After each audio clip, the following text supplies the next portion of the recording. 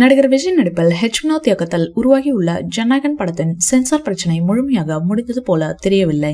இதற்கிடையே படம் வரும் மே 8ஆம் தேதி ரிலீஸ் ஆக உள்ளதாக இணையத்தில் தகவல்கள் பரவி வருகிறது. இது விஜய் ரசிகர்களுக்கு மிகப்பெரிய உற்சாகத்தை ஏற்படுத்தியுள்ளது. தமிழ் சினிமாவின் உச்ச நட்சத்திரமான தளபதி விஜய் தனது அரசியல் பயணத்தை தொடங்குவதற்கு முன்னதாக நடித்த கடைசி திரைப்படம் ஜனநாயகன். வினோத் இயக்கத்தில் உருவாகியுள்ள இந்த படம் முதலில் பொங்கல் அன்று ரிலீஸ் ஆகும் என அறிவிக்கும் கடைசி படம் என்பதால் ஏகப்பட்ட எதிர்பார்ப்புகள் இருந்தது.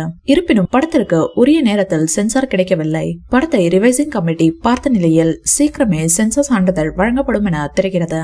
இதற்கிடையே இந்த அரசியல் ஆக்ஷன் த்ரில்லர் திரைப்படம் வரும் மே 8ஆம் தேதி ரிலீஸ் ஆக உள்ளதாக தகவல்கள் வெளியாகியுள்ளது. இது தொடர்பான போஸ்டர்களை தளபதி விஜயின் ரசிகர்கள் ஷேர் செய்து ட்ரெண்ட் ஆகி வருகிறார்கள்.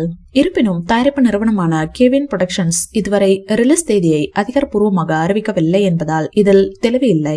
முன்னதாக 2026 பொங்கல் பண்டிகைக்கு இந்த படம் வெளியாகி இருந்தால் அது பிரம்மாண்டமான வெற்றியை பெற்றிருக்கும். சுமார் 100 கோடிக்கும் அதிகமான முன்பதிவு மட்டும் நடந்திருந்தது. இப்போது படம் சம்மரில் வெளியாவது நல்ல விஷயம் என்றாலும் அதே அளவுக்கு வசூல் சாதனை படைக்குமா என்பது கேள்வியாகவே இருக்கிறது.